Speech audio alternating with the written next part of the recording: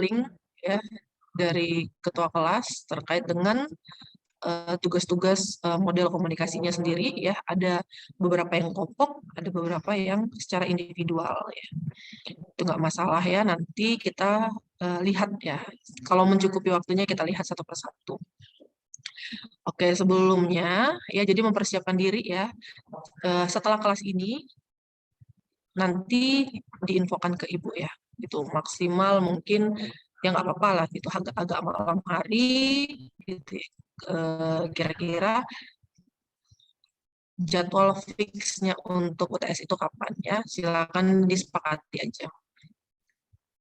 Ya karena bentuknya tidak kelas, jadi sebenarnya harusnya bisa menyesuaikan gitu ya dengan hari-hari yang selanjutnya gitu ya, hari-hari Rabu, Kamis, Jumat gitu ya, harusnya bisa menyesuaikan gitu.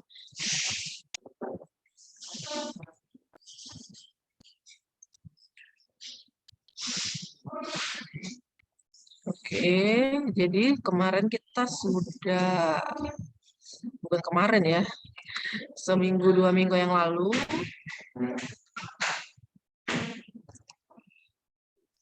poinnya itu mahasiswa menjelaskan tentang model-model komunikasi ya.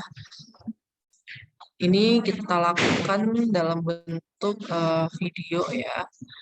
Kemudian ada juga yang akan kita pelajari itu mengenai persepsi dan komunikasi. Jadi dari awal ya yang dipelajari itu ya seputar UTS itu berkaitan dengan komunikasi itu sendiri ya, pengertiannya dipelajari, kemudian ruang lingkupnya juga dipelajari, ada konteks-konteks komunikasi ya, informasi itu apa, pesan itu apa, kemudian yang sudah kita presentasikan juga, Ibu yakin juga sudah ingat ya mengenai fungsi-fungsi dalam komunikasi ya. Ada fungsi komunikasi sosial, fungsi komunikasi ekspresif, fungsi komunikasi instrumental, dan fungsi komunikasi ritual gitu ya. Itu juga pasti sudah luar kepala lah gitu ya, karena kan sudah diulang-ulang juga oleh teman-teman yang presentasi. Ya, jadi untuk kelompok yang masih belum sempat untuk ini ya presentasi mengenai fungsi komunikasinya, nggak masalah ya, mungkin karena waktunya memang tidak mencukupi juga ya, jadi karena kita harus beranjak juga ke tugas selanjutnya gitu ya. Tapi untuk materi ataupun PowerPoint-nya itu Ibu sudah simpan gitu ya. Kemudian ada prinsip-prinsip komunikasi ya, itu juga dipelajari, ada beberapa prinsip. Kemudian model-modelnya mungkin lebih gampang ketika misalnya kita melihat video dari teman-teman ya yang sudah meng-create lah gitu ya. Jadi konten creator lah gitu ya, khusus untuk tugas pengantar ilmu komunikasi ini terkait dengan model-modelnya ya. Siapa tahu melalui video tersebut teman-teman lebih paham dan lebih mengerti model-model yang dalam komunikasi itu apa-apa saja yang sering digunakan. Gitu. Kemudian kita belajar terkait dengan persepsi dan komunikasi. Ya, ini masih berkaitan dengan model itu juga ya. Nah, sebelum kita melihat tugas masing-masing, ya Ibu ingin memberikan materi terlebih dahulu ya.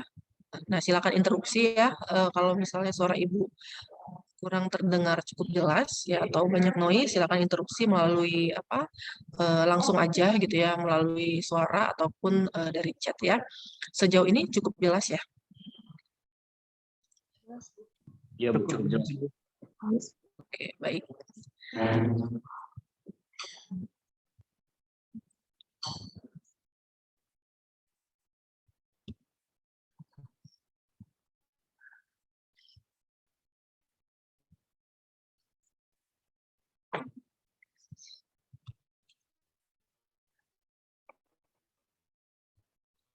Mahasiswa mampu menjelaskan tentang model, karakteristik, dan persepsi komunikasi ya, yang kemarin juga sudah pernah kita berikan tugas ya, yang berkaitan dengan model komunikasi itu sendiri. Kemudian di sini ada persepsi komunikasi.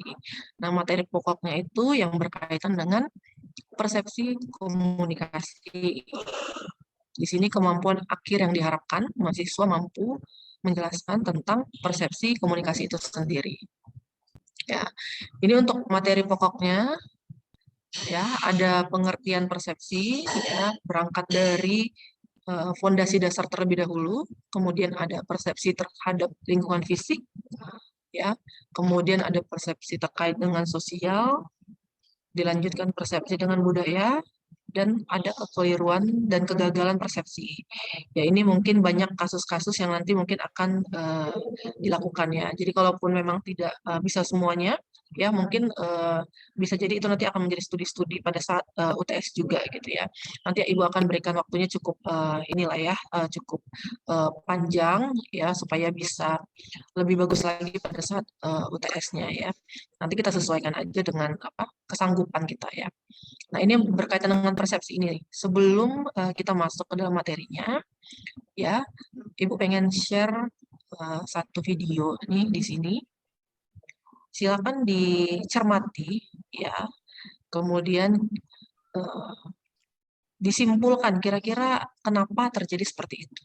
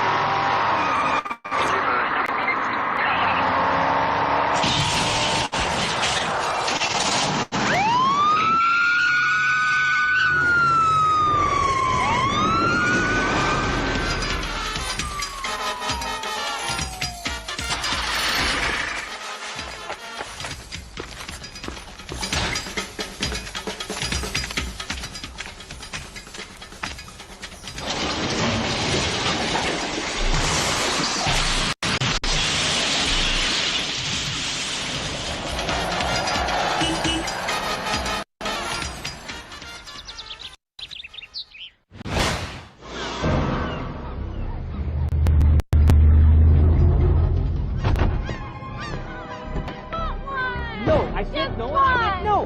Come on, back to the stop line. No, stop crying. Would you stop crying? Come on. Would you please come on? Why do you always cry?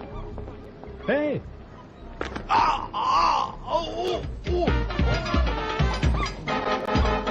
Yeah.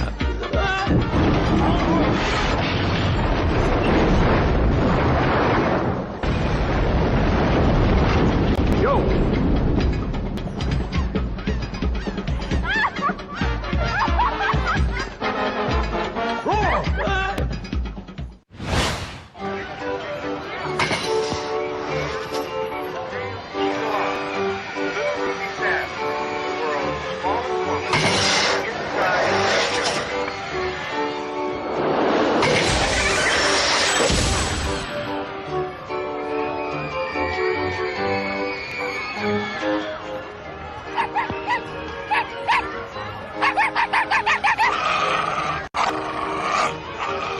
I'm so sorry.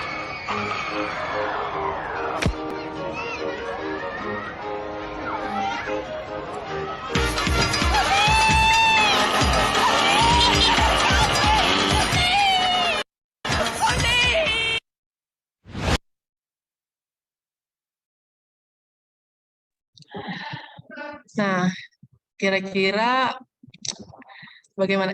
Ini tertawa kenapa nih? Ibu nggak diajak ketawa nih ya. Tertawa kenapa coba? Apakah memang apa kelihatan gitu videonya atau jangan-jangan macet-macet nih di sini? di laptop masing-masing. Cukup Kelihatan. terlihat ya. Ya, oke. Ini Alia Utami nggak berhenti nih ketawa nih.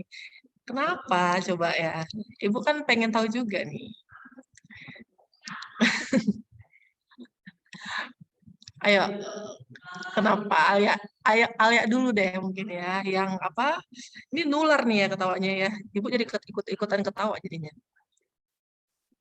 Kira-kira apa yang didapatkan gitu ya? Mungkin ada yang mau raise hand terkait dengan video tadi ya. Kira-kira apa makna yang didapatkan terkait dengan video tadi?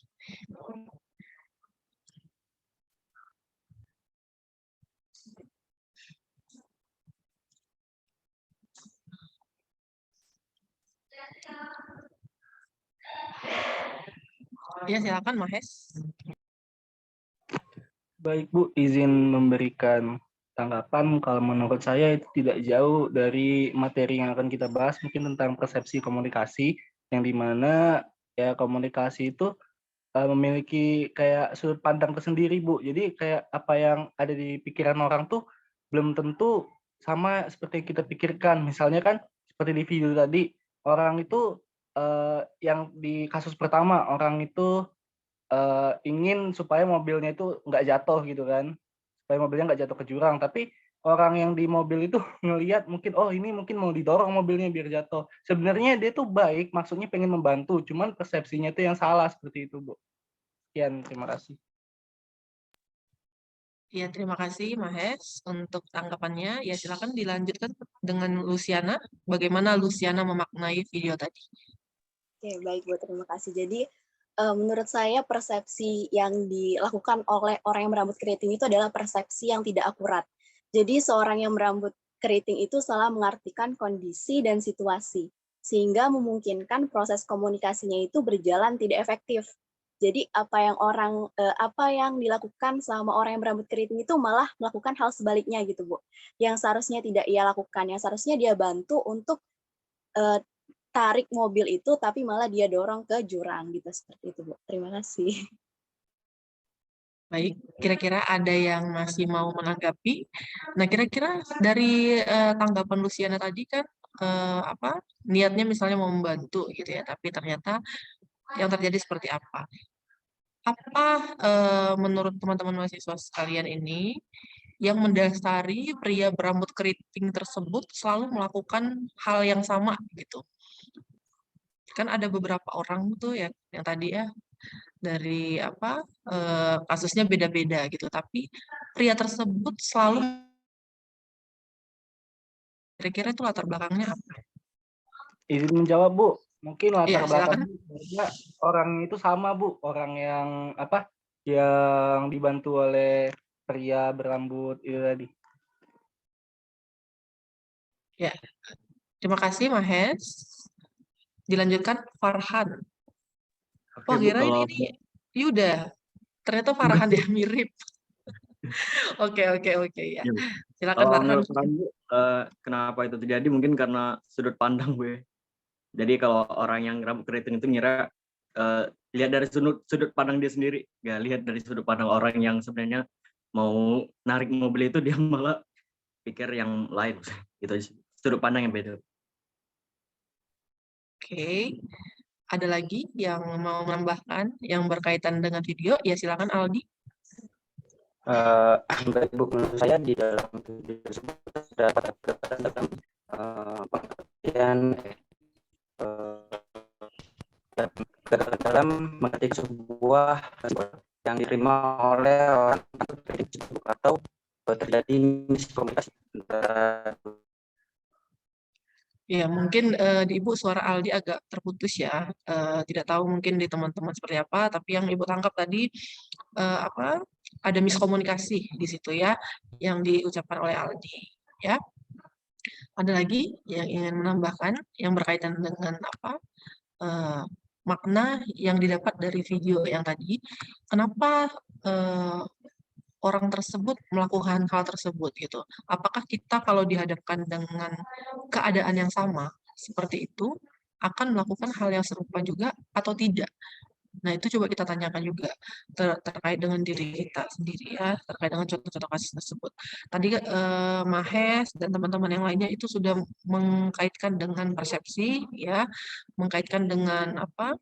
Irisan-irisan dari materi pokok yang akan kita pelajari di pertemuan hari ini. Ya, jadi itu berkaitan dengan pengertian persepsi, kenapa bisa seperti itu, pasti ada alasannya.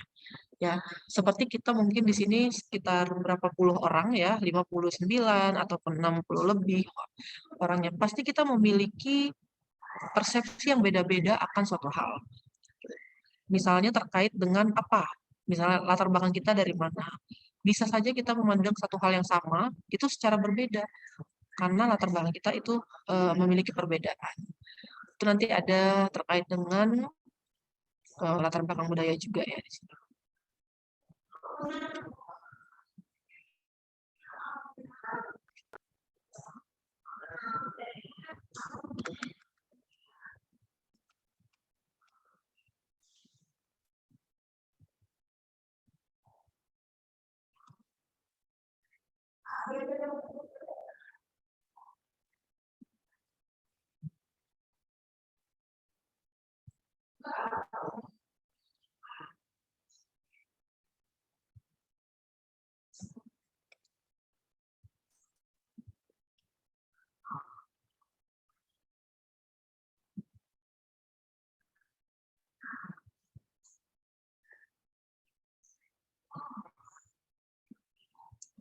Nah, di sini pertama itu mengenai pengertian persepsi itu sendiri, ya. Kita biasanya memiliki kesan yang berbeda-beda mengenai peristiwa, lingkungan, dan objek-objek material yang kita jumpai di sekitar kita. Jadi ini diawali persepsi ini ada proses-prosesnya juga, ya. Ada yang namanya sensasi, ya sensasi itu lebih yang berkaitan dengan eh, panca indera kita. Apa yang kita lihat, apa yang kita dengar, gitu ya. Itu kita melalui sensasi itu, kemudian nanti dia baru bisa masuk ke proses internal persepsi ini. Untuk definisinya, persepsi adalah proses internal yang memungkinkan kita memilih, mengorganisasikan, dan menafsirkan rangsangan dari lingkungan kita, dan proses tersebut mempengaruhi perilaku kita. Nah, ini dari pendekatan maaf. ya. Ibu, untuk PPT-nya agak burem, Bu. Oh gitu. Oh, sebentar ya. Yang lain bagaimana? Ya Bu, sama. Sama, Bu. Sama Bu, burem Bu. Ya, sebentar ya.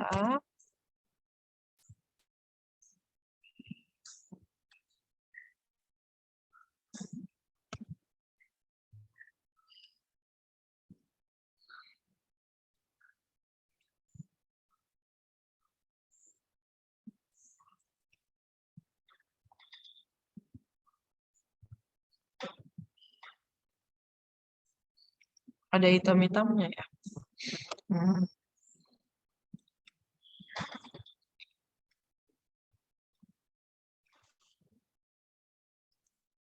Kalau ini kira-kira sudah kelihatan jelas atau masih buram? Muncul masih buram Bu.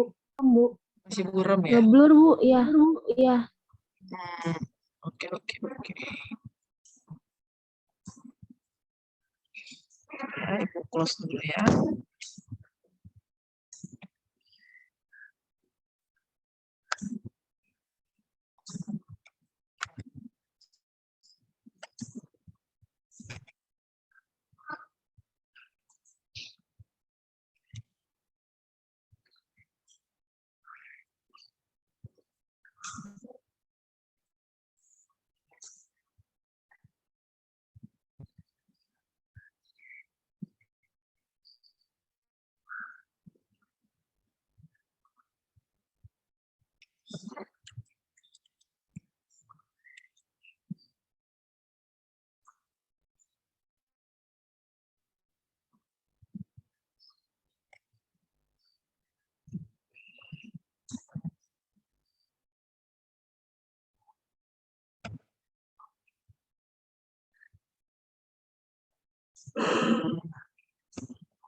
Yang mudah-mudahan tidak terlihat buram ya.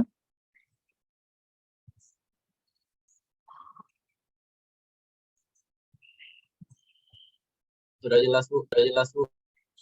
Ya, sudah jelas ya.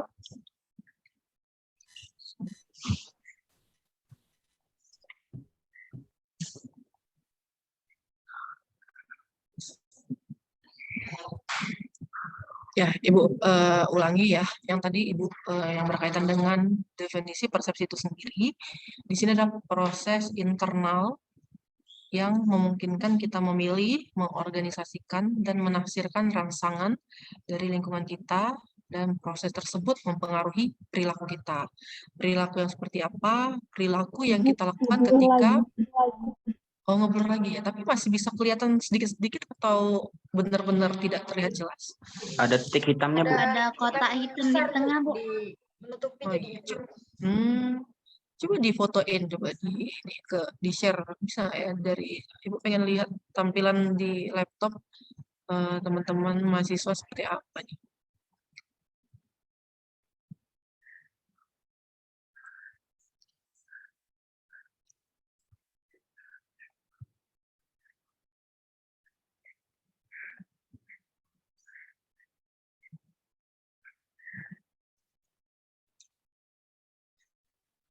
Lingkungan yang apa?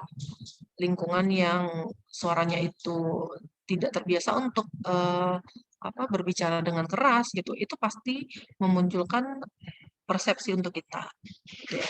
Itu memiliki latar belakang sosial yang berbeda gitu ya. Jadi itu yang berkaitan dengan latar belakang kenapa persepsi itu bisa dimaknai berbeda. Nah, kemudian untuk yang ini beberapa pengertian berdasarkan para ahli ya, boleh diambil yang mana gitu. Di sini juga ada.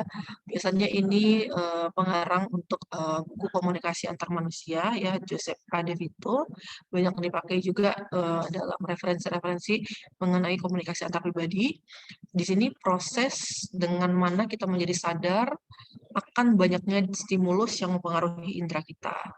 Ya, stimulus itu adalah stimuli gitu ya, rangsangan itu kita dapat dari mana gitu ya, bisa dari lingkungan internal dan bisa dari lingkungan eksternal gitu. Apa yang kita lihat, apa yang kita dengar itu bisa menjadi stimulus yang mempengaruhi indera kita untuk mempersepsikan sesuatu hal. Itu kemudian ini bagian untuk pola persepsinya itu sendiri, ada otak manusia ya, ada panca indera manusia, kemudian objeknya itu ada lingkungan fisik dan manusia ya.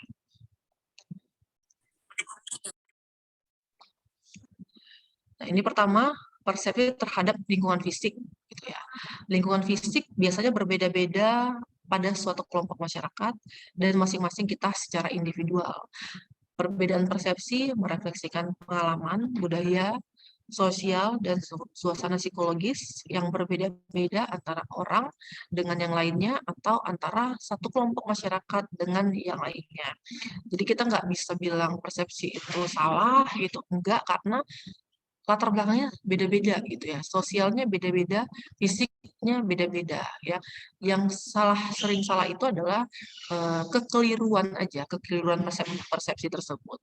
Tapi kalau persepsinya sendiri itu tidak salah, karena yang menerima stimulus dari respon-respon internal dan eksternal tersebut adalah kita sebagai manusia yang berbeda-beda gitu ya. Jadi tidak bisa disamakan antara manusia dengan yang lainnya gitu ya, karena dia hidup juga di lingkungan yang berbeda. Nah, di sini Ibu mungkin mau memperlihatkan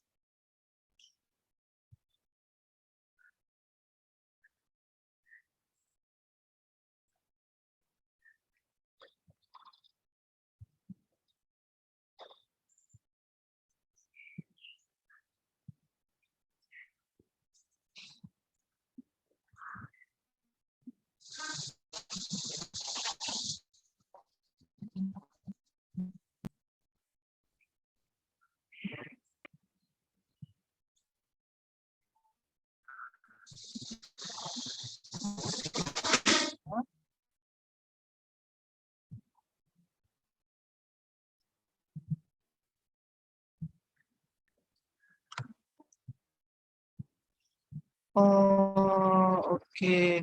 Bisa jadi ya mungkin ya, karena video tadi ya mungkin ya.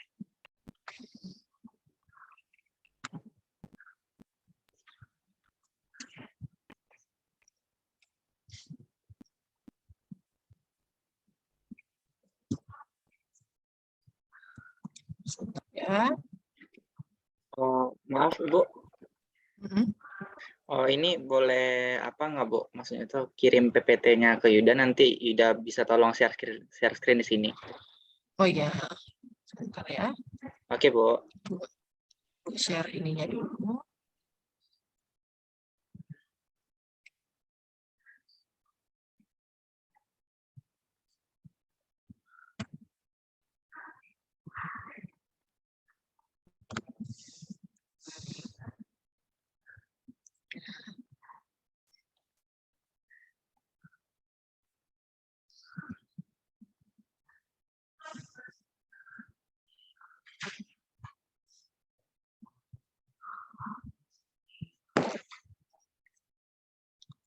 Kalau ini apakah terlihat atau ada titik hitam juga? Ada titik hitamnya, Bu. Oh, oke, oke. Ibu.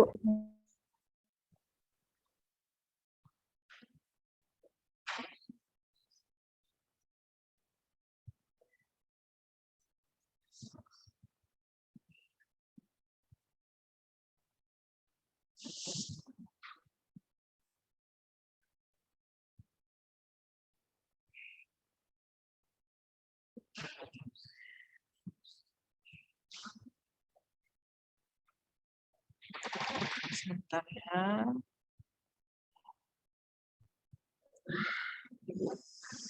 Sebentar, Ibu live dulu sebentar ya. Sepertinya ada masalah.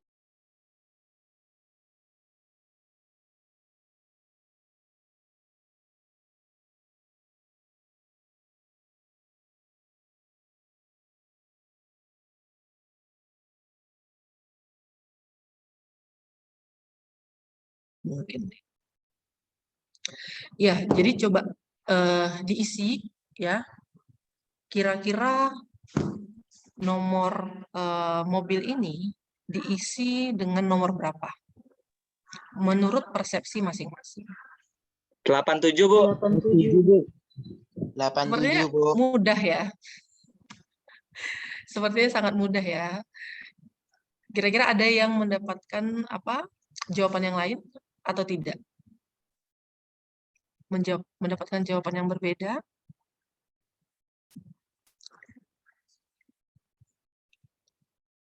Kecil ya. Oke, kalau begitu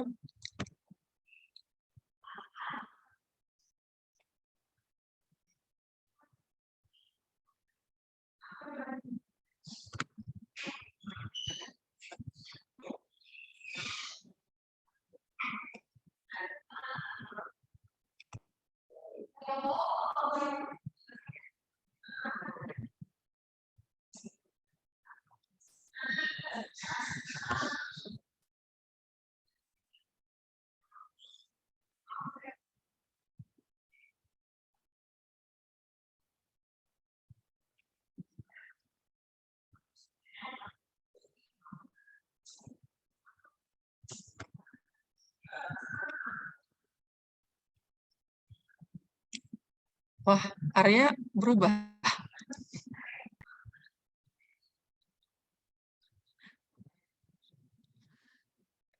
Ini kalian bikin ngakak aja ya, Ibu ya. Oke, silakan ditebak. Coba. Persepsi tentang gambar ini, bagaimana menurut pemahaman masing-masing? Gambar muka Wajah seorang seorang wanita, Bu. cewek. Oke. Gambar Ya. bunga, Bu. Gambar bunga dan daun dan juga ada kupu-kupu Bu. Gambar bunga dan daun, gambar muka seorang perempuan gitu ya. Jadi salah nggak dua pendapat tersebut? Enggak, Bu. Tidak Bu. Tidak Bu. Ya, tidak salah gitu ya. Jadi karena kita memandangnya seperti apa? Ya, yang pertama kita lihat itu misalnya kita berpendapat kalau misalnya gambar seperti itu adalah sketsa untuk gambar manusia misalnya. Gitu. Ada juga yang berpendapat bahwa ya kita melihat objek-objeknya aja terlebih dulu gitu ya. Objeknya itu ada bunga yang secara kecil gitu ya. Kita tidak melihat secara keseluruhannya gitu ya. Itu menjadi sebuah sketsa gitu ya. Jadi itu kan menjadi latar belakang kita juga untuk mempersepsi gitu ya suatu gambar. Nah, itu kan masih suatu gambar. Nanti meningkat lagi gitu ya bagaimana kita mempersepsi suatu fenomena gitu ya. Jadi ada suatu kasus-kasus gitu ya, bagaimana kita mempersepsinya, apa kekeliruannya, nanti juga akan kita lihat di sini.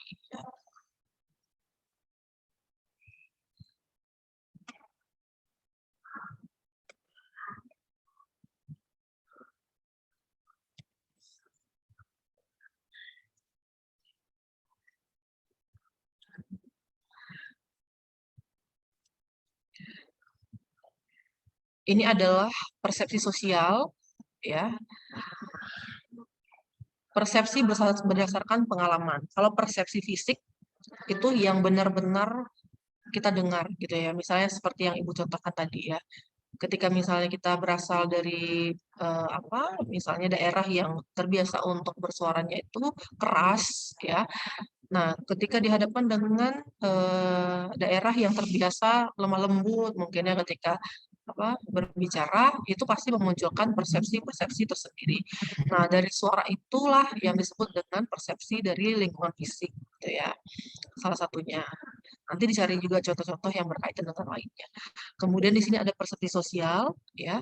Di sini ada menangkap arti objek-objek sosial dan kejadian-kejadian yang kita alami dalam lingkungan kita.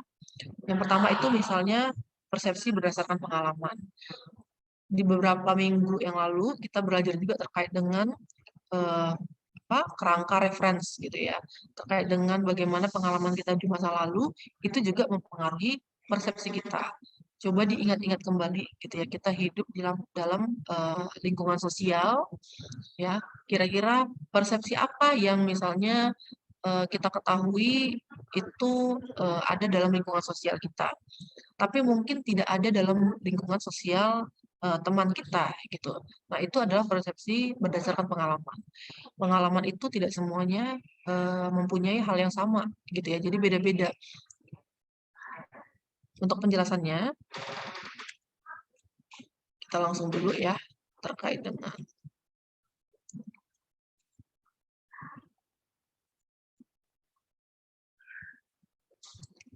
persepsi yang berkaitan dengan pengalaman.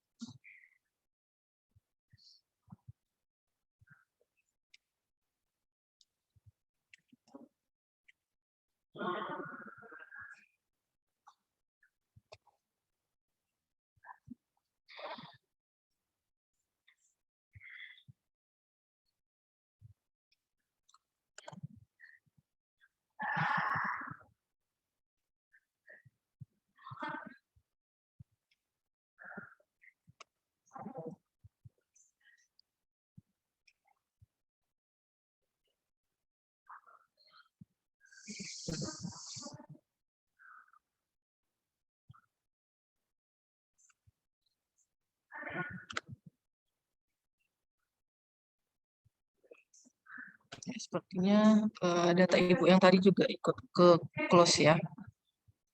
Oke.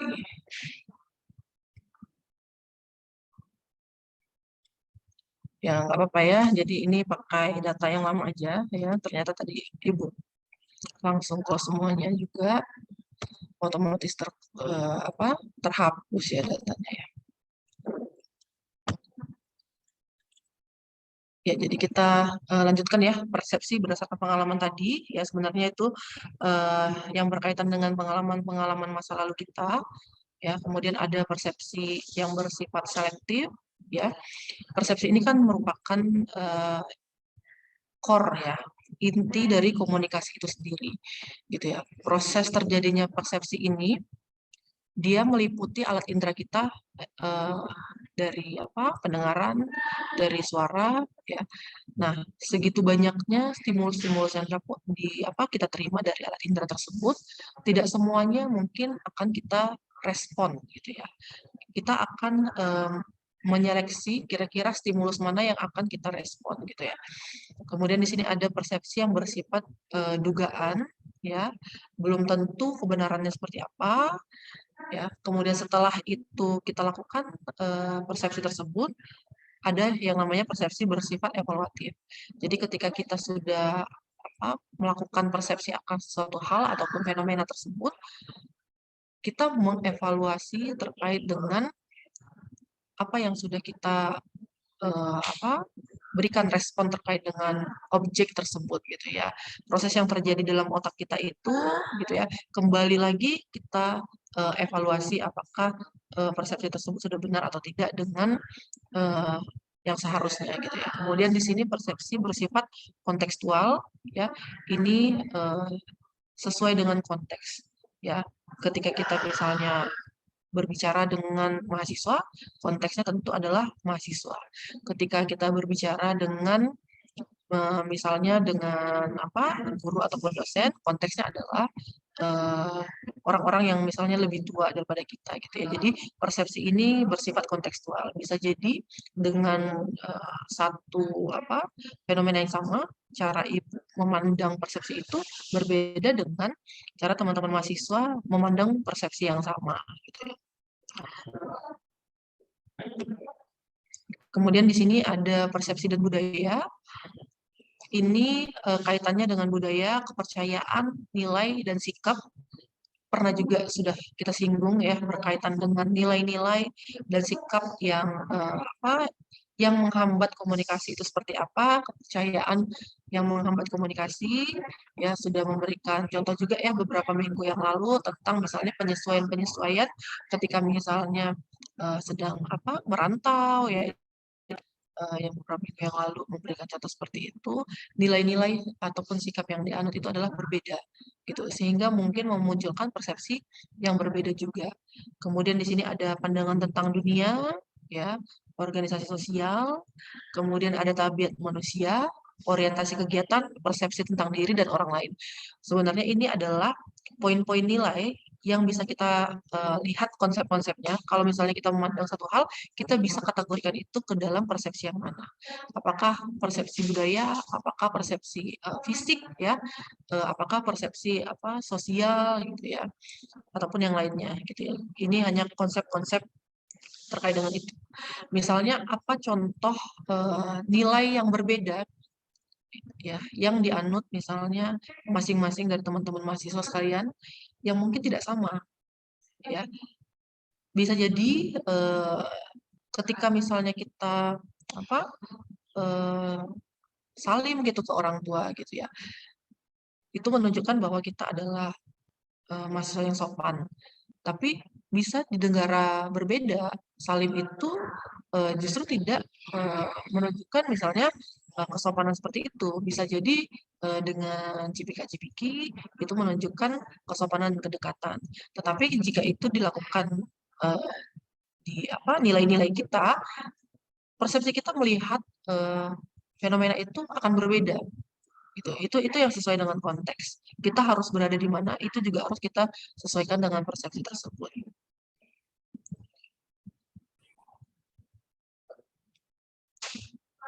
Nah, ini nanti yang berkaitan dengan contoh-contoh kasusnya.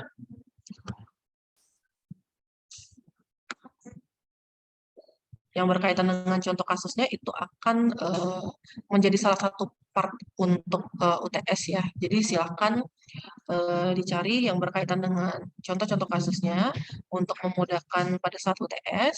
Yang kita berikan soal UTS itu adalah soal-soal yang sudah teman-teman mahasiswa pahami sebenarnya, gitu ya. Tinggal mengulas kembali aja, gitu ya. Jadi yang berkaitan dengan fungsi komunikasi, yang berkaitan dengan model, itu juga akan termasuk ke dalam part-part UTS tersebut. Jadi silakan dipersiapkan aja.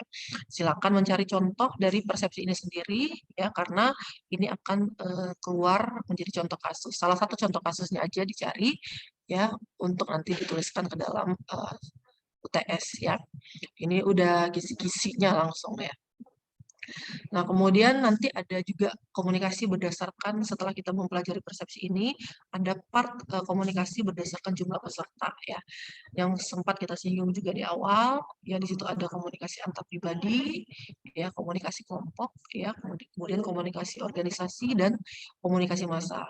Sebenarnya part-part ini ya itu akan dipelajari dalam satu mata kuliah tersendiri ya. Kita nggak bisa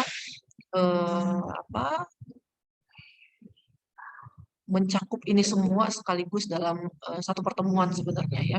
Jadi nanti akan ada kuliah terkait dengan komunikasi organisasi itu sendiri. Ya, tapi yang kita lihat di sini adalah dalam komunikasi itu jumlah pesertanya itu juga menentukan. Gitu ya. Kalau antar pribadi bisa 2 ataupun 3 orang. Nah, ketika misalnya Ibu berbicara dengan siapa gitu ya, Gandhi itu disebut dengan komunikasi antar pribadi, baik secara langsung ataupun tidak langsung, baik melalui medium ataupun tidak gitu ya. Kemudian ada yang namanya komunikasi kelompok. Ya ini kan skup-skup dari jumlah pesertanya aja. Ya kalau pribadi itu misalnya sekitar 2 atau maksimal 3 orang. Nah dari kelompok ini biasanya lebih ke kategori kelompok yang kecil gitu ya. Jadi mungkin sekitar beberapa orang tergantung ya. Ketika kita melihat acuan dan referensinya itu bisa lebih dari 3 orang. Tapi untuk kelompok yang besar dan terstruktur itu masuklah ke namanya itu adalah komunikasi organisasi. Ya, baru nanti ada juga yang berkaitan dengan komunikasi massa, ya melalui media massa, ya terkait dengan pesan-pesan media. Kalau biasanya di dalam komunikasi antar pribadi itu pesannya itu konteksnya misalnya apa? Personal, gitu ya. Kalau dalam komunikasi kelompok, ya pesannya itu apa? Menyesuaikan misalnya dengan tujuan-tujuan kelompok itu sendiri. Kemudian komunikasi organisasi pesannya seperti apa? Memiliki misalnya tujuan ataupun visi dan misi organisasi tersebut ya yang di dalam organisasi itu ada orang-orang yang berkomunikasi di dalamnya. Bisa misalnya atasan dan bawahan gitu ya. Bisa antara rekan sejawat ya. Kemudian bagaimana pola-pola komunikasinya? Apakah ketika misalnya atasan itu memberikan perintah itu langsung kepada kebawahan ataukah melalui orang-orang tertentu? Skup-skup itu yang dinamakan komunikasi organisasi. Kemudian ada nanti komunikasi massa juga ya. Komunikasi melalui media massa. Mungkin bisa dibedakan ya. Kalau misalnya massa di sini bukan artinya itu secara harfiah gitu ya. Maksudnya kalau yang kita artikan secara harfiah yang secara langsung itu mungkin bisa kita kategorikan sebagai komunikasi publik. Komunikasi massa itu dia ada teknologi ataupun media di dalamnya, media massa di dalamnya. Itu juga jangan dilupakan. Ya, yang berkaitan dengan jumlah peserta ini sendiri. Ya. Mungkin itu dulu ya subpokok bahasan yang Ibu bisa sampaikan. Selebihnya silahkan untuk mengulas secara mandiri ya. Ini tidak ada dalam bentuk tugas ya. Silahkan direview sendiri aja untuk persiapan ke UTS ya. Jadi maksimal mungkin kita bisa melaksanakan UTS itu maksimal Jumat ya. Tapi kalau sudah siap misalnya di hari Rabu dan Kamis silahkan untuk mengabarkan ke Ibu. Jadi soalnya itu mudah kok gitu ya. Jadi disesuaikan lah gitu ya dengan studi-studi kasus, dengan teori-teori yang sudah ada, yang sudah dipelajari, pasti juga bisa menjawabnya gitu ya. Baik, kalau begitu kita langsung ke video model komunikasi. Ya, ini ada Ibu terima dari Ogan ya terkait dengan link tugas untuk model komunikasi. Ya. Ada yang berkelompok, ada yang secara sendiri, mungkin tidak bisa ditampilkan secara keseluruhan ya, karena juga mengingat waktu, ya hanya bisa beberapa yang ditampilkan. Nah, di sini Ibu ingin menampilkan beberapa apa, ada yang mau menampilkan videonya terlebih dahulu untuk menjelaskan terkait dengan model-model itu ya, model-model komunikasi terkait dengan teman-temannya. Boleh raise hand kelompoknya yang merasa pede ya dengan hasil terbaiknya gitu ya, meng-create ya, jadi konten kreator ya, tugas ya. Kalau sekarang kan konten kreator tugas ya, nanti konten kreator yang lainnya lagi. Ya ada, atau Ibu tunjuk aja ya. Mungkin yang pertama itu dari silakan ditampilkan ya. Mungkin salah satu dari kelompoknya aja bersiap-siap untuk menampilkan ya. Jadi salah satu sudah membuka YouTube mungkin ya, ataupun ada video. Mungkin kan kalau ini kan pasti ada videonya, langsung di-share aja. Ya, kalau Ibu kan harus linknya itu dari YouTube. Ya, boleh di-share video yang sudah ada. Jangan lupa di-share, di checklist share sound-nya ya ketika menampilkan di Zoom. Kita lihat dulu ya hasil kreasi dari teman-teman semua.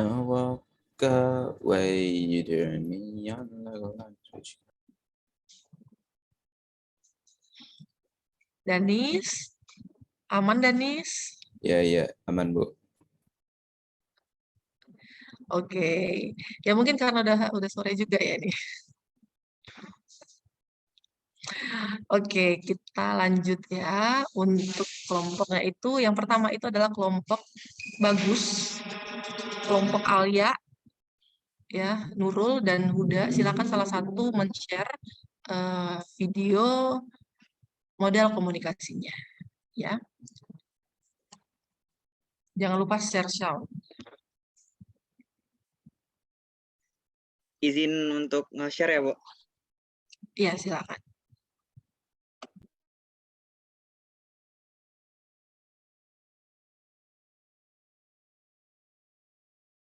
Udah kelihatan, Bu? Iya, silakan di-play, udah. Yang lain mempersiapkan diri ya, yang ditunjuk nanti.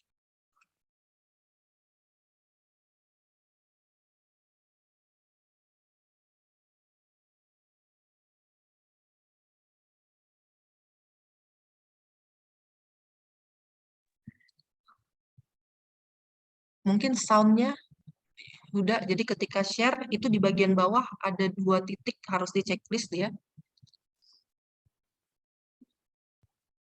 Oke. Atau mungkin yang punya data mentahnya yang belum diupload ke YouTube itu juga boleh ya, mungkin lebih jelas sound-nya. Yang data mentah dari YouTube-nya itu boleh dibuka aja langsung dari apa media player atau apa gitu dari laptop.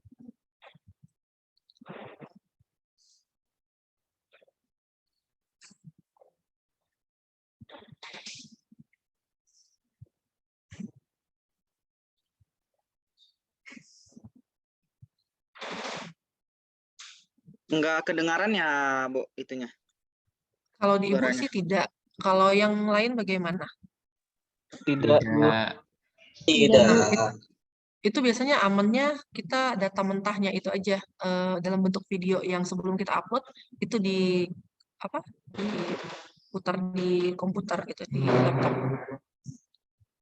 Nah, apakah ada sambil menunggu Yuda yang memiliki apa data mentah yang sudah di-save? Ya, sambil silakan kalau tidak ada di-download dulu aja Yuda ya. Di-download YouTube-nya, kemudian baru nanti diputar videonya secara manual gitu ya. Mungkin dari YouTube dia tidak bisa ya langsung ya. Kita sesuaikan aja ya. Untuk yang selanjutnya ya, selain dari Yuda, ini Ibu acak aja ya, enggak sesuai dengan urutan kelompok. Kelompok Alicia, Siti Zahra, Baliska, dan Asilia.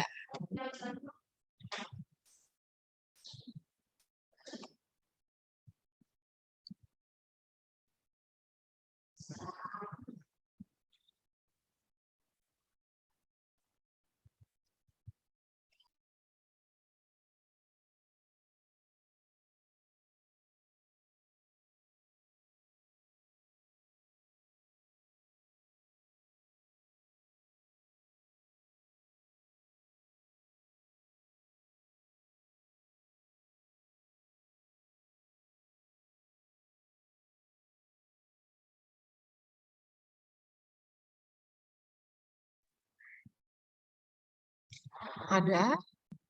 Untuk kelompok yang tadi Ibu panggil. Ada, Bu. Ya, silakan dipersiapkan ya. Kalau bisa video mentah aja, kan pasti punya kan video sebelum diupload. Nah, itu aja diputar, itu pasti bisa daripada yang di YouTube.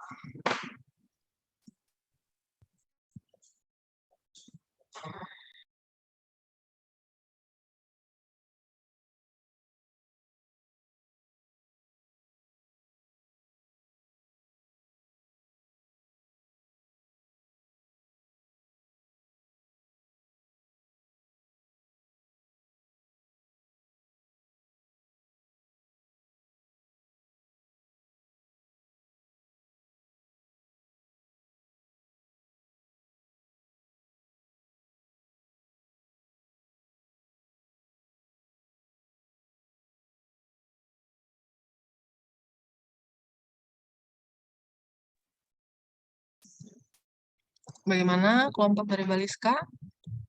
Sambil menunggu, ada yang punya video mentah, harusnya sih ada ya. Gitu. Video Jadi mentahnya kayaknya sama temennya satu lagi, Bu, sama Asilia soalnya, Bu.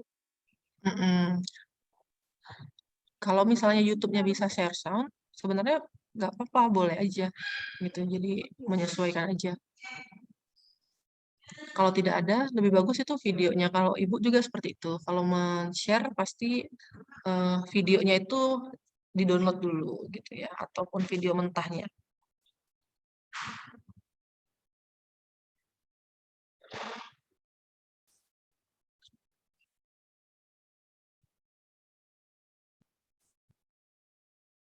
Bentar ya.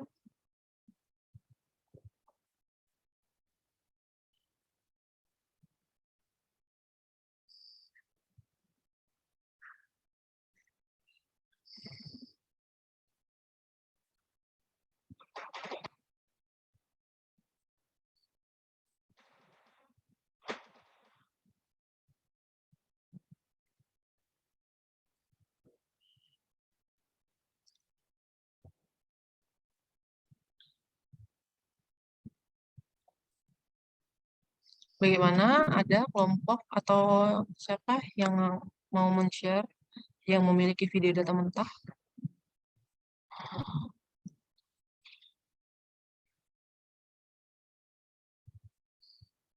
Oh, mungkin yang ini ya, yang individu mungkin ya. Azril.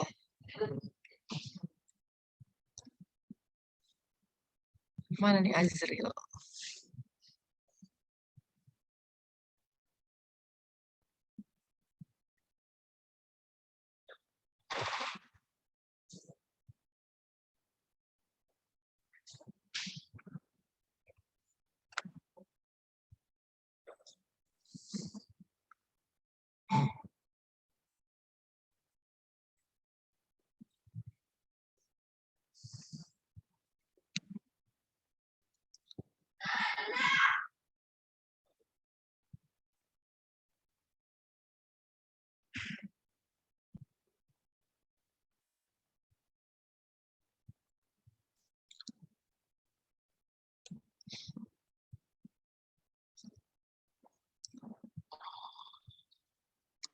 Ini dari tadi foto Ibu ini ya, off cam ya? Iya, Bu. Bu, Oh, sepertinya pantesan kami ya. minta Oke. tolong share screen ke Danis aja, Bu, untuk Mm-mm. kelompok Baliska. Biasanya dia kalau mau share video, dia ada yang harus diklik di bawahnya. Beda sama Ya, Bu, share. boleh. Ya, Danis boleh dicoba dulu. Tolong.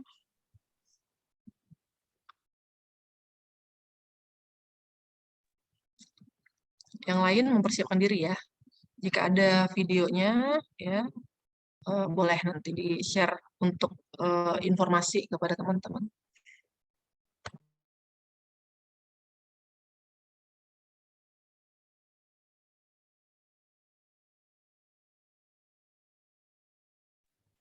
Udah masuk belum ya?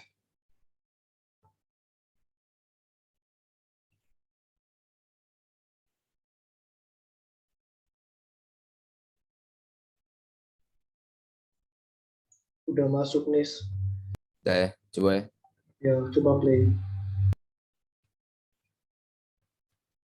Ada nggak tuh suara?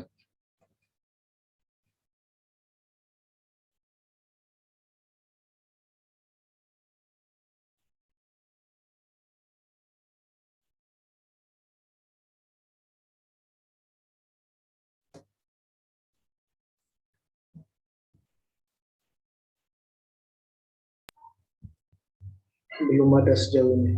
Untuk suaranya nggak kedengaran, Danis? Belum. Apa? Nggak Belum masuk juga ada suara. terdengar.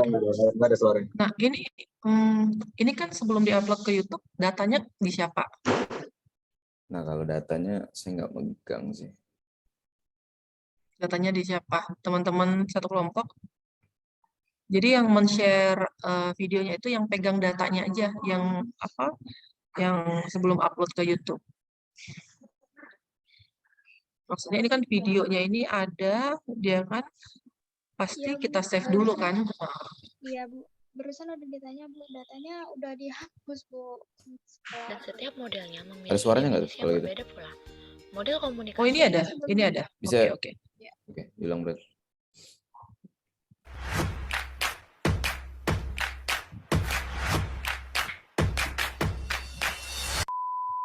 Sebelumnya, teman-teman tahu nggak sih apa itu model komunikasi? Model komunikasi merupakan sebuah gambaran dari suatu proses komunikasi yang memperlihatkan kaitan antar komponen komunikasi dengan komponen lainnya. Suatu model merepresentasikan secara abstrak ciri-ciri penting yang menghilangkan rincian komunikasi yang tidak perlu dalam dunia nyata. Komunikasi memiliki beberapa model, dan setiap modelnya memiliki definisi yang berbeda pula. Model komunikasi dibuat supaya mempermudah dalam memahami proses komunikasi dan melihat komponen dasar yang perlu ada dalam suatu komunikasi. Terdapat banyak sekali model komunikasi, diantaranya model stimulus-respons, model Aristoteles, model Berlo, model alir dua tahap, model Shannon dan Weber, model Laswell, dan masih banyak lagi. Namun, dalam video ini akan dijelaskan mengenai model komunikasi Aristoteles. Apa sih model komunikasi Aristoteles? Mengikuti pemikiran Aristoteles, proses komunikasinya menjadikan komunikator merupakan unsur tertinggi dan mempunyai fungsi untuk membujuk pihak yang potensial menjadi penerima menurut cara-cara yang diinginkan.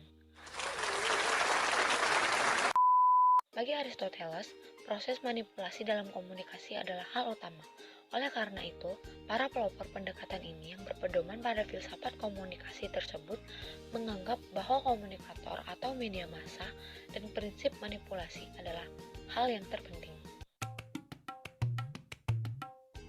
Model komunikasi Aristoteles mengemukakan 3 unsur dasar komunikasi, yaitu pembicara, pesan, dan pendengar.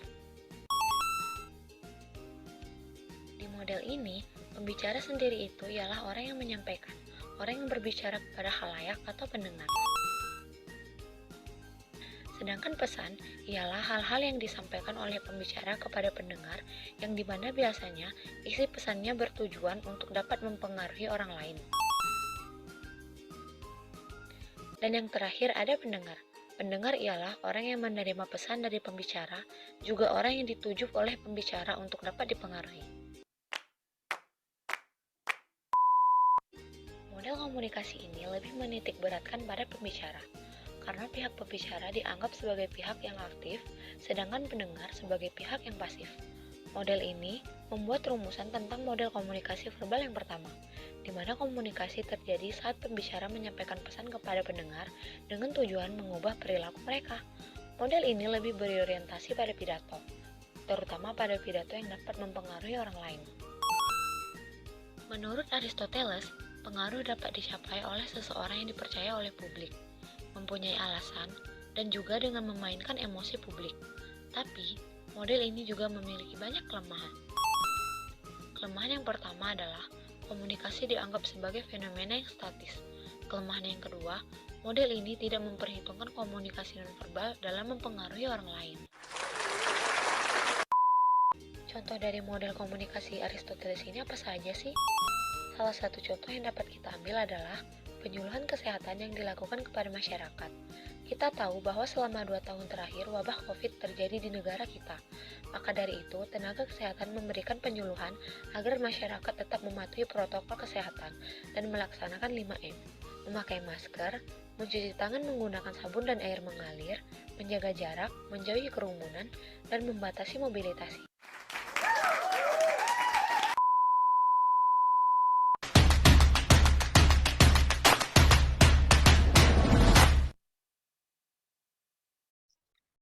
Baik, terima kasih Danis udah ini ya share video dari kelompok 7 ya. Nah, mungkin Danis bisa ini ya kasih tahu ke teman-teman juga terkait dengan apa sound dari YouTube itu sendiri gitu. Ya, silakan Danis. Oh, ada settingannya sih itu. Kalau biasa saja ya, coba nih.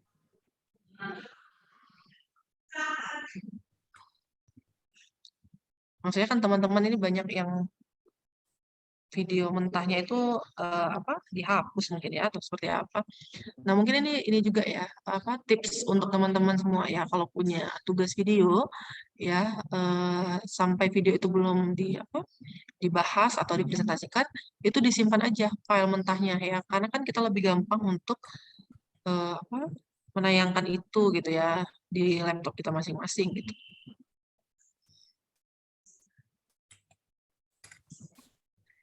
Saya taruh WA, Bu. Di bagian pojok kiri bawahnya ada opsi buat share sound-nya di sana. Ya, silakan teman-teman ya mungkin ya yang dari YouTube ya. Nah, itu yang Ibu bilang di video mentah sebenarnya sama seperti itu. Berarti nggak ada masalah ya harusnya ya dengan pembukaan dari YouTube tersebut. Nah, Bintang udah pengen bagi tips dong. Oke ya, jadi kita kasih applause ya untuk kelompok dari Baliska ya, kelompok 7 ya, terkait dengan video pembuatan model-model komunikasinya.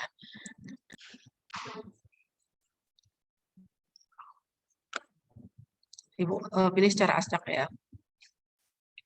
Untuk kelompok dari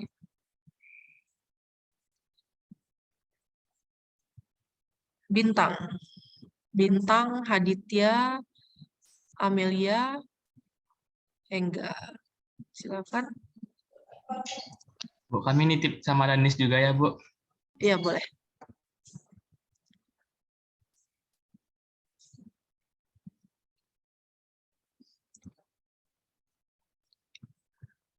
Sehabis ini ya bersiap-siap untuk kelompok jadi supaya tidak terlalu lama ya.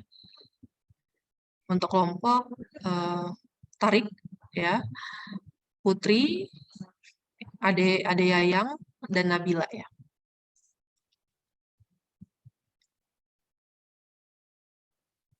Ya, kelompok Yuda jadi ya. Sehabis kelompok Tarik ya.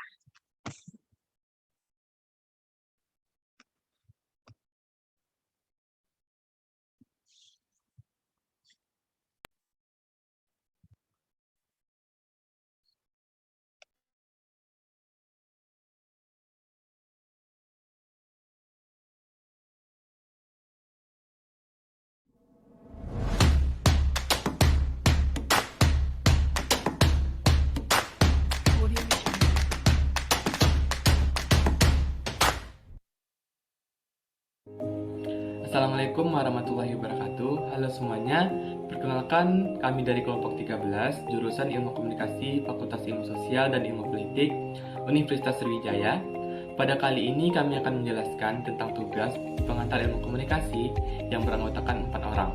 Sebelumnya, perkenalkan nama saya Bintang Ramadan dengan NIM 0703 12 8222 7176.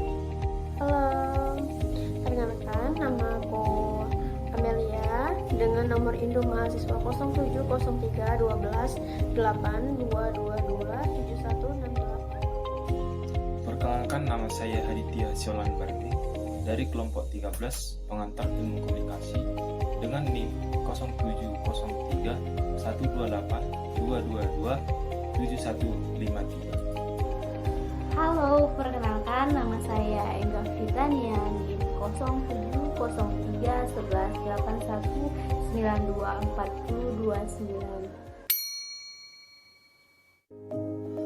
Saya akan memberikan pengertian dari model komunikasi stimulus. Menurut Deddy Mulyana, dalam buku Ilmu Komunikasi dijelaskan bahwa model komunikasi stimulus secara sederhana menggambarkan antara keterkaitan stimulus dan respon. Model komunikasi ini juga adalah model komunikasi yang paling dasar dan yang paling tua sebelum ditemukannya model komunikasi yang lain. Secara garis besarnya, model komunikasi ini juga erat kaitannya dengan aksi reaksi. Dengan melalui komunikasi verbal atau non-verbal, simbol-simbol atau tanda-tanda, maka akan muncul tindakan seseorang untuk memberikan respon atau tindakan.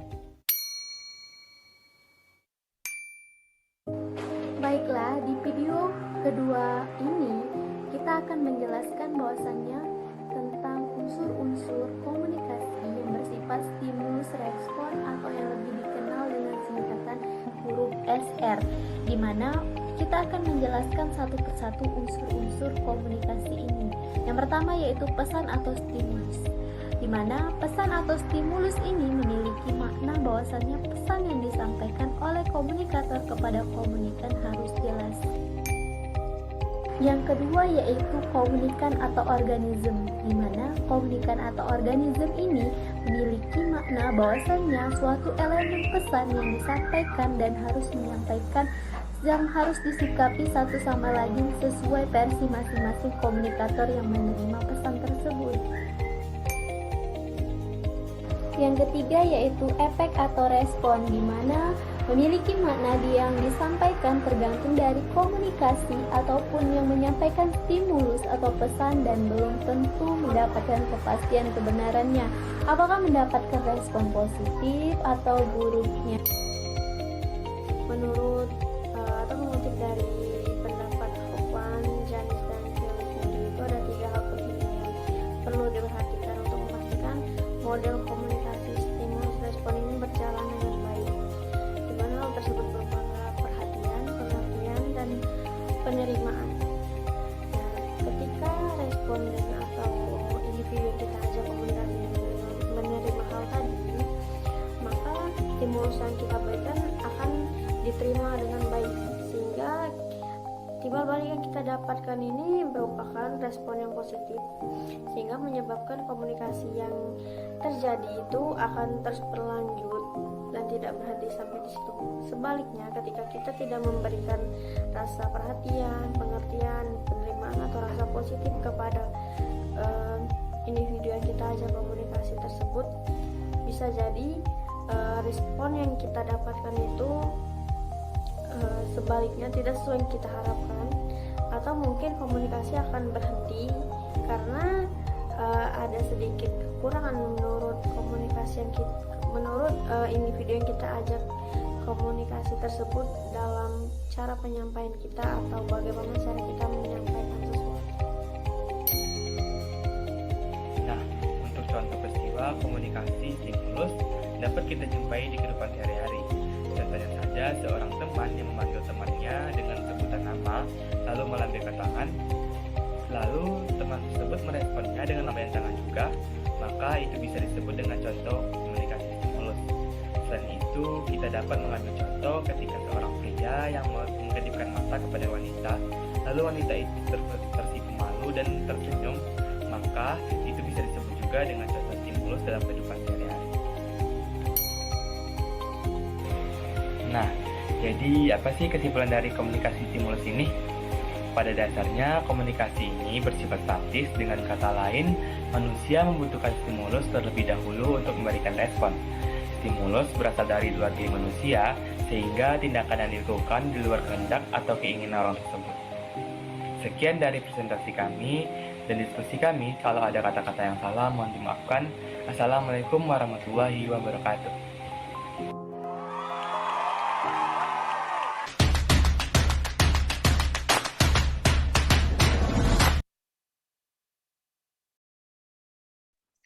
Baik, terima kasih untuk kelompok yang sudah memberikan tampilan videonya ya.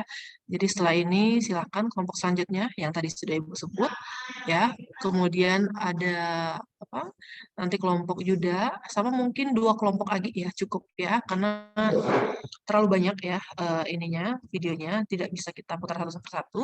Tapi kalau teman-teman mahasiswa ingin melihat videonya seperti apa, nanti di-share aja ya untuk link PDF-nya itu sendiri ya. Jadi boleh dilihat kreasi temannya masing-masing seperti apa gitu ya. Nanti Ibu share juga melalui ini ya, chat ya, supaya kalau ada yang penasaran mungkin ya kelompok 11 ya, kelompok berapa gitu yang melakukan tampilan videonya itu seperti apa gitu yang tidak sempat diputarkan, itu juga boleh dilihat-lihat tugasnya ya. Ya silakan untuk kelompok tarik ya, dilanjutkan dengan kelompok Yuda dan 2 kelompok lagi Ibu langsung pilih ya untuk mempersiapkan diri.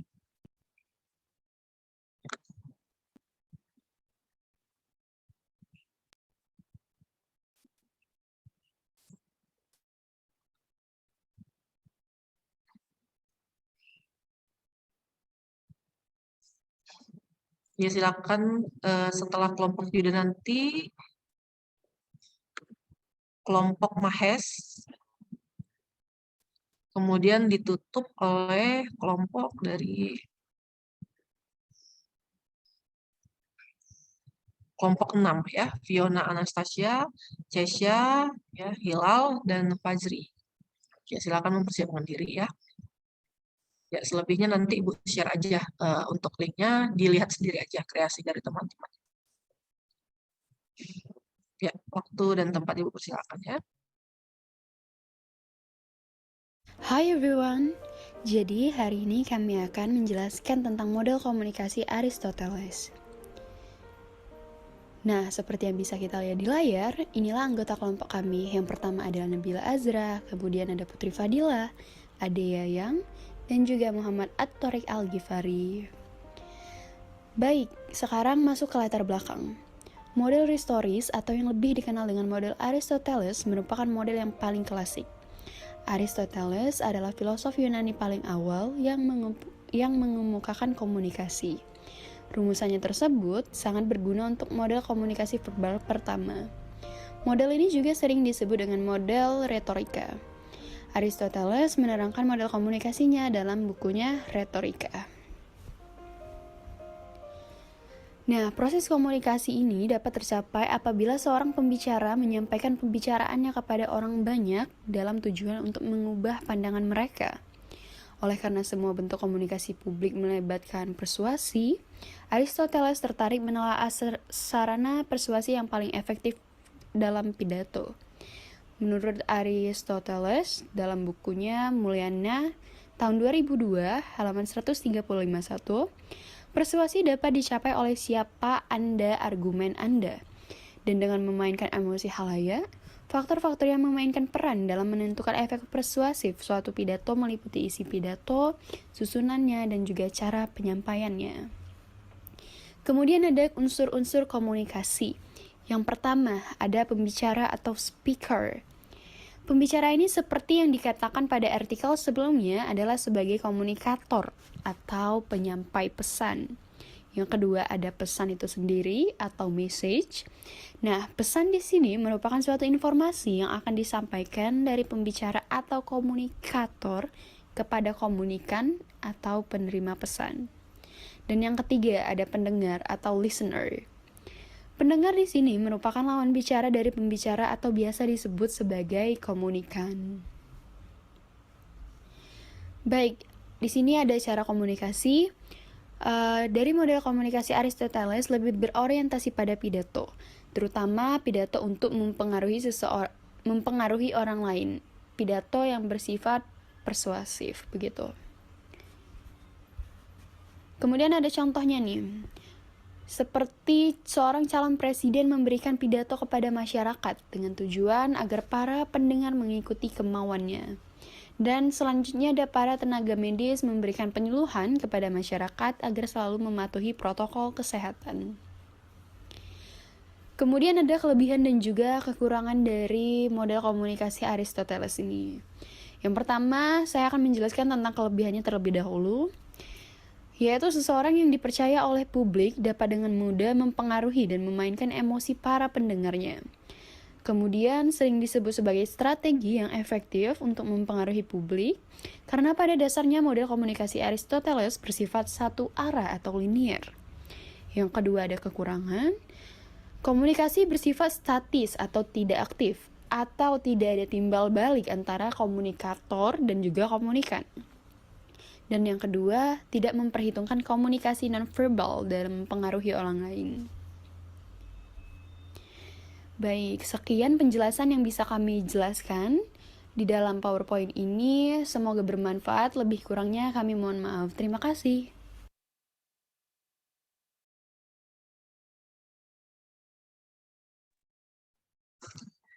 Ya, terima kasih untuk kelompok yang sudah menampilkan ya. Ya, yang ditunggu-tunggu ya. Kelompok dari Yuda, silakan. Bersiap 2 kelompok lagi ya sebagai penutup ya.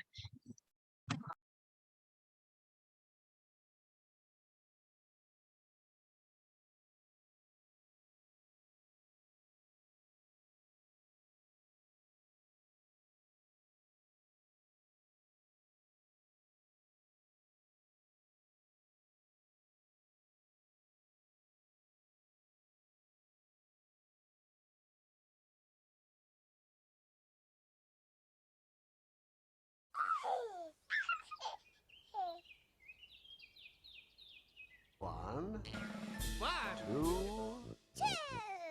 three, four. Teletubbies.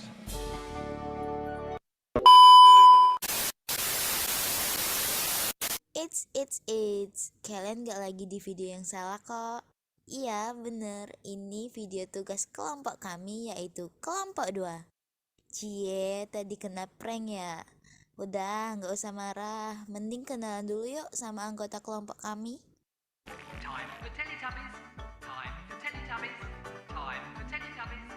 Aku Alhuda Hartasutami. Aku Bagus Ibowo. Aku Nurul Kolbiah. Dan aku Alia Utami. Teletubbies. Say hello. Oke teman-teman, jadi di video kali ini kami akan menjelaskan tentang model komunikasi. Teman-teman pada penasaran gak sih dengan model komunikasi apa yang akan kami jelaskan? Nah, daripada teman-teman makin penasaran, mending kita langsung aja tonton videonya. Simak dengan baik-baik ya teman-teman.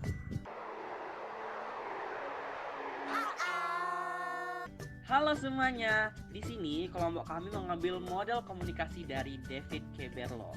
David K. Berlo mendefinisikan komunikasi sebagai instrumen dari interaksi sosial yang berguna untuk mengetahui dan memprediksi sikap orang lain, serta mengetahui keberadaan diri sendiri.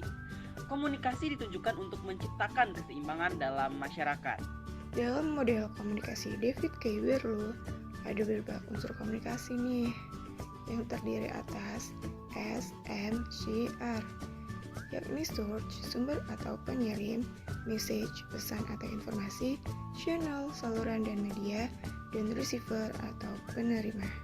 Nah teman-teman, kita langsung masuk aja ya ke model komunikasi yang pertama, yaitu adalah source atau S, disebut juga sebagai komunikator atau pengirim pesan. Nah, sumbernya bisa berupa individu atau kelompok individu. Contohnya saja nih, sebuah kelompok masyarakat atau warganya itu sendiri. Selanjutnya, lalu ada M. Message atau pesan ialah isi dari apa yang disampaikan oleh komunikator atau si pengirim pesan, serta pesannya bisa saja isinya menghibur, informatif, edukatif, persuasif, dan juga berbentuk propaganda.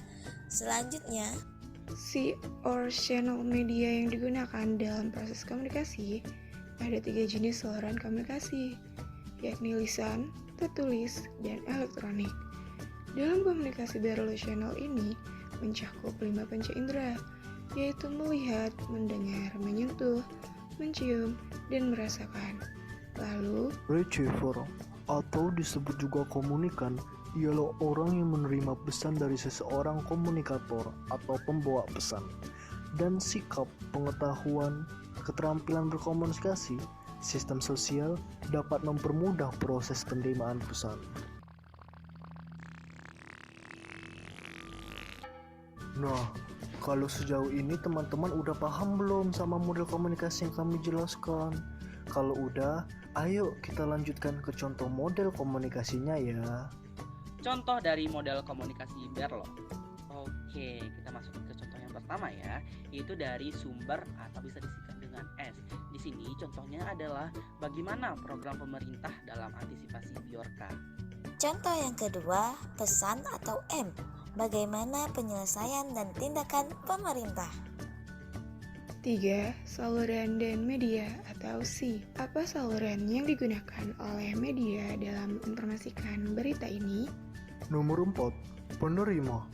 Bagaimana respon netizen dan masyarakat dengan adanya berita ini? Oke, walaupun sejauh ini model komunikasi yang kami jelasin menarik nih, tapi tetap ada yang namanya kelemahan ya teman-teman.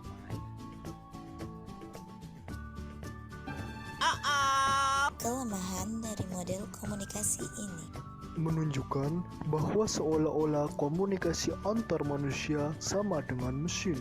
Padahal proses komunikasi antar manusia jauh lebih kompleks dan tidak bisa dibayangkan seperti pengiriman sinyal, telepon, televisi, komputer, atau sistem radar.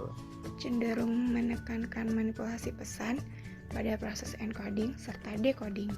Duh, gak kerasa kita udah sampai di penghujung materi teman-teman. Terima kasih atas antusias teman-teman semuanya. Jika ada materi kami yang bermanfaat, silahkan diambil manfaatnya.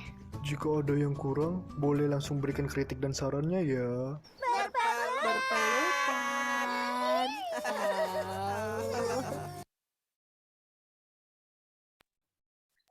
Bagaimana teman-teman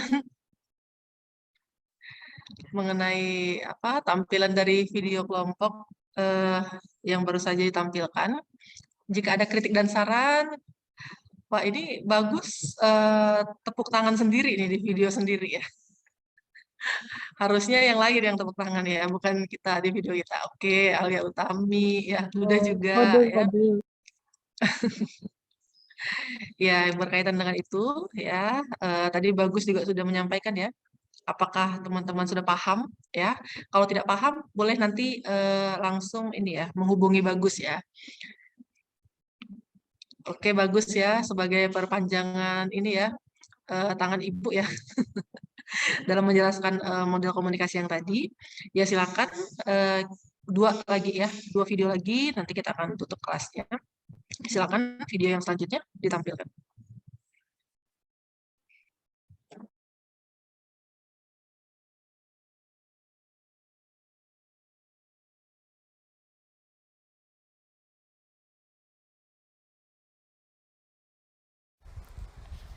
Halo semua, halo teman-teman. Perkenalkan, nama saya Sanda Seva Artika dan teman sekelompok saya yaitu M. Fareski Mahesha. Di sini kami memilih model komunikasi Barloon. Apa sih model komunikasi Barloon itu? Jadi, model komunikasi Barloon ditemukan oleh Dean Barloon, yaitu seorang ahli dari Amerika Serikat. Beliau membuat dua model komunikasi, yaitu yang pertama ada model komunikasi intrapersonal atau intrapribadi, dan yang kedua ada model komunikasi antar pribadi. Gambaran mengenai kedua model tersebut dapat kita lihat sebagai berikut. Yang pertama ada model komunikasi intrapribadi. Intrapribadi sebagaimana telah dijelaskan di bagian depan adalah komunikasi yang terjadi dalam diri seseorang. Pengertian komunikasi di sini menuju pada proses pengolahan dan pembentukan melalui syaraf dan otak manusia, sehubungan dengan adanya stimulus yang dapat dilakukan melalui panca indera. Proses atau mencerna dan memahami sesuatu, serta melakukan reaksi atas suatu stimulus, adalah bagian dari proses yang terjadi dari dalam diri manusia. Jalannya proses komunikasi intrapribadi ini, menurut Barloon dapat digambarkan sebagai gambar di bawah ini. Dapat kita lihat keterangan di samping. CPU adalah isyarat publik, CPR adalah isyarat, CHEH negatif NV adalah isyarat tingkah laku, nonverbal, dan positif 0, valensi positif, netral, negatif. Gambar di atas menjelaskan bahwa pada dasarnya tingkah laku nonverbal seseorang, apakah bervalensi positif, netral, atau negatif, dipengaruhi oleh keinginan dan publik yang dialami atau sampai kepada dirinya. Ada contoh dari komunikasi intrapribadi dapat kita lihat dalam slide berikut ini. Nah, yang kedua, ada model komunikasi antar pribadi. Baiklah, sekian yang dapat kami sampaikan. Kami akhiri dengan wabillahi taufiq wal hidayah. Wassalamualaikum. Baik, terima kasih, agak potong ya tadi ya videonya Senda dan Mahes. Kita tutup dengan kelompok yang terakhir ya. Silakan kelompok yang terakhir yang tadi sudah Ibu sebutkan.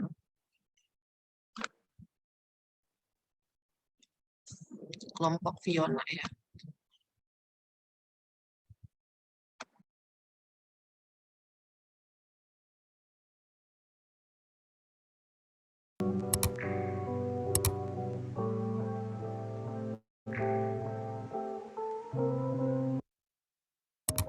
Di video kali ini, kami akan membahas tentang model komunikasi. Apa itu model komunikasi? Model komunikasi adalah sebuah representasi terhadap fenomena komunikasi yang mengedepankan unsur-unsur terpenting yang akan digunakan untuk memahami sebuah proses komunikasi. Model komunikasi memiliki beberapa jenis, namun yang akan dibahas dalam video ini adalah model komunikasi Aristoteles. Lalu, siapa itu Aristoteles?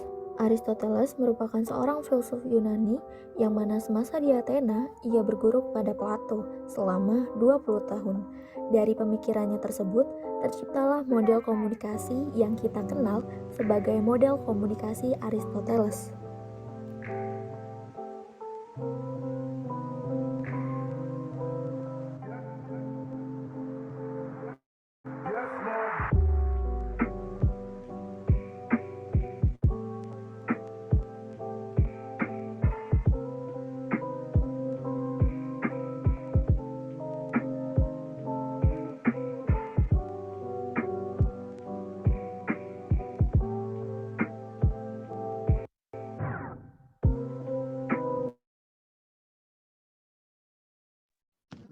Baik, sudah. Kalau nggak salah tadi itu di depan itu 3 orang atau 4 ya kelompoknya ya, yang di video YouTube tadi. Kalau di sini kan Ibu lihat ada 4 orang di kelompok. Ya ada 3 Bu. Satunya Indah. Siapa aja Fazri? Ada si Walian, sama Hilal, sama saya Fajri. Kurang terdengar Fazri Ibu. Ada ini Cesha Waliana, Hilal, sama Fajri. Oh, oke. Salah tulis apa gimana ya di sini yang di link mungkin.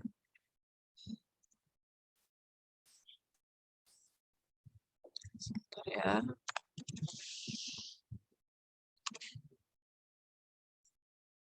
Nanti coba disampaikan ya kepada ketua kelasnya ya, supaya tidak salah ini ya Ibu ya.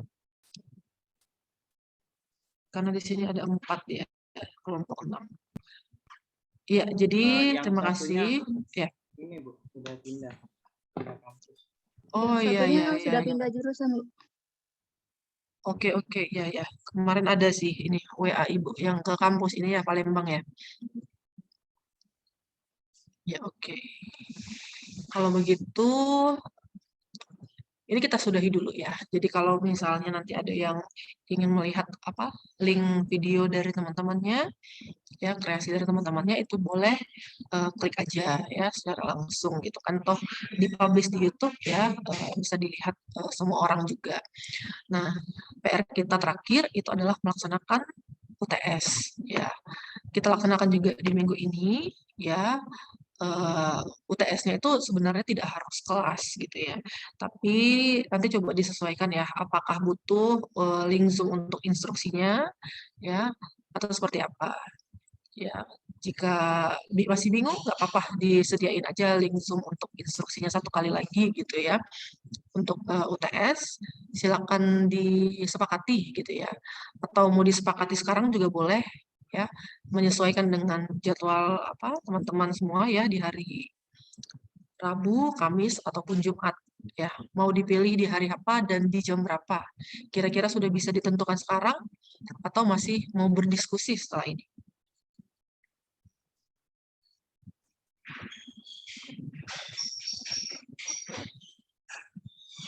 Mungkin berdiskusi dulu, Bu. Ya. Baik, kalau begitu nanti berdiskusi dulu aja ya. Dipilih aja salah satu harinya ya, kemudian tentukan jamnya sesuai aja, misalnya mau jam 1 kah gitu ya, atau jam 3.30, menyesuaikan dengan jadwal jam-jam perkuliahan aja gitu ya. Untuk pengumpulannya nanti Ibu sesuai dengan instruksi ya. Nanti Ibu berikan spare waktu sedikit gitu ya untuk supaya lebih lengkap ya penulisan UTS-nya. Ya, yang paling pasti yang ditentukan sekarang adalah hari dan jamnya dulu ya, dipilih di antara ketiga hari tersebut ya, yang dominan. Kalau misalnya bingung yang mana, voting aja yang paling dominan mau di hari apa dan jam berapa gitu ya. Jadi dikerucutkan aja, misalnya ketua kelas misalnya di satu hari Sudah ada, Bu. ya. Oke. Jadi Ogan, kami ya, silakan. sepertinya di hari Jumat saja, Bu. Oke, catat dulu ya. Tapi untuk jamnya nanti akan informasikan lagi mengenai jamnya. Oke. Ya, kalau bisa ya jam kosong aja, jam kosong di kelas ini. Untuk di hari Jumat ya, berarti sudah bersiap-siap ya, mau di jam berapapun itu ya, nanti sudah bersiap-siap di hari Jumat. Jam yang kosong kita akan gunakan untuk UTS. UTS-nya kita laksanakan secara online ya, pengumpulannya juga secara online. Instruksinya nanti menyusul ya, apakah dikumpulkan melalui ketua kelas atau diupload melalui link Google Drive ya, supaya lebih mandiri gitu ya ketika upload UTS-nya. Nanti disesuaikan aja gitu ya dengan kesanggupan ya ketua kelas dalam mengkoleknya atau menyediakan link Google Drive aja gitu ya. Jadi kelihatan siapa yang mengumpul dan siapa yang tidak ya. Jadi mungkin itu dulu ya. Silakan Huda, ada pertanyaan? Izin bertanya, Bu, untuk metode UTS-nya bagaimana, Bu? Untuk metode UTS-nya dalam bentuk esai ya. Ya. Nanti Ibu kasih ini template-nya ya, diketik aja di situ.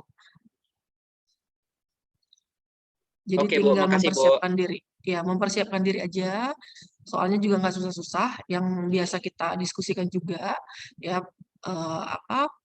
kaitannya pasti dengan contoh-contoh kasus gitu ya, dengan sedikit teori-teori gitu ya.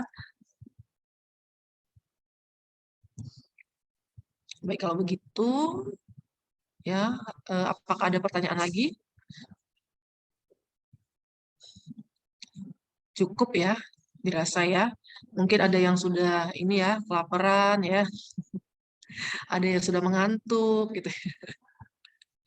Ya, jadi ini adalah pertemuan terakhir ya di kelas Ibu ya. Kemungkinan setelah UTS nanti itu akan digantikan dengan dosen lainnya yang mengampu mata kuliah yang sama. Ya, jadi kita masih bertemu sebenarnya 1 kali lagi ya di masa UTS itu di minggu ini ya. Jika ada hal-hal yang ingin ditanyakan, itu boleh menanyakan langsung ke Ibu ataupun melalui ketua kelas ya. Baik, kalau begitu ya silakan dipersiapkan saja dirinya, diingat-ingat aja tugas yang dikerjain itu apa gitu ya. Lebih ke situ soal-soalnya gitu. Kemudian yang tadi yang terkait dengan persepsi dicari ya, contoh-contoh kasusnya seperti apa. Ya, nanti itu ada juga Ibu sangkut pautkan gitu ya. Nanti Ibu sesuaikanlah dengan waktu pengerjaannya dan jumlah soalnya seperti apa. Ibu rasa cukup jelas ya untuk saat ini. Jika tidak ada pertanyaan, ya, Ibu izin untuk live dari Zoom meeting ya. Kalau misalnya teman-teman mahasiswa masih mau di sini, silakan aja ya untuk berdiskusi tentang hal-hal yang lain. Ya. Baik, kalau begitu, ya, wassalamualaikum warahmatullahi wabarakatuh. Selamat sore semuanya, ya. Selamat menjalani UTS di hari Jumat nanti, ya. Semangat ya semuanya ya. Selamat sore. Sore Bu, makasih Bu. Terima kasih. Terima kasih Bu. Terima kasih banyak Bu.